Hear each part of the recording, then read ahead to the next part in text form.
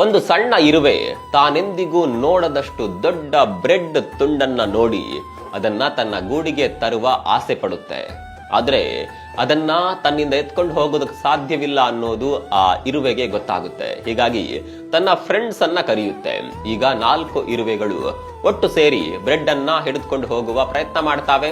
ತುಂಬಾ ಶಕ್ತಿ ಹಾಕ್ತಾರೆ, ಆದ್ರೆ ಸ್ವಲ್ಪ ಮಾತ್ರ ಎತ್ತಲು ಸಾಧ್ಯವಾಗುತ್ತೆ. ಆಗ ಅವು ಯೋಚಿಸ್ತಾವೆ, ಇನ್ನು ಹೆಚ್ಚು ಫ್ರೆಂಡ್ಸ್ ಅನ್ನ ಕರೆಯೋಣ. ಇನ್ನು 20 ಇರುವೆಗಳು ಬಂದವು. ಈ ಬಾರಿ ಒಟ್ಟಾಗಿ ಬ್ರೆಡ್ ತುಂಡನ್ನ ಎತ್ತಲು ಅವರಿಗೆ ಸಾಧ್ಯವಾಯಿತು. ಆದರೆ ಅರ್ಧ ಮೀಟರ್ ಎತ್ತಿದ ಕೂಡಲೇ ಆ ಬ್ರೆಡ್ ತುಂಡು ಮತ್ತೆ ಜಾರಿ ಬಿಡ್ತು. ಅಷ್ಟರಲ್ಲಿ ಸಂಪೂರ್ಣ ಇರುವೆಗಳ ತಂಡ ಅಲ್ಲಿಗೆ ಬಂತು. ಎಲ್ಲರೂ ಸೇರಿ ಬ್ರೆಡ್ ತುಂಡನ್ನ ಎತ್ತಿದ್ರು. ಅದು ಅವರಿಗೆಲ್ಲ ಸಿಲ್ಲಿ ಜುಜುಬಿ ಅಂತ ಅನ್ಸ್ಬಿಡ್ತು. ಅವರು ಅದನ್ನ ಸುಲಭವಾಗಿ ಎತ್ಕೊಂಡು ತಮ್ಮ ಗೂಡಿಗೆ ಸುರಕ್ಷಿತವಾಗಿ ತಲುಪಿಸಿದ್ರು.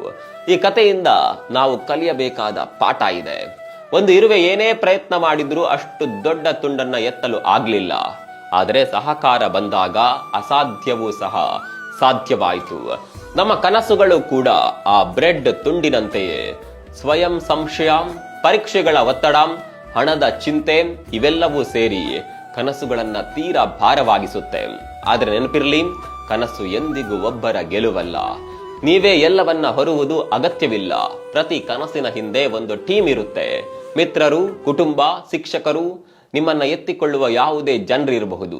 ಸಹಾಯ ಕೇಳಿ, ನಿಮ್ಮ ಜೊತೆ ಇರುವವರನ್ನ ನಂಬಿ. ಅವರು ಸೇರ್ಕೊಂಡಾಗ ಅತ್ಯಂತ ಭಾರವಾದ ಕನಸನ್ನ ಕೂಡ ಸುಲಭವಾಗಿ ಸಾಕಾರ ಮಾಡಬಹುದು.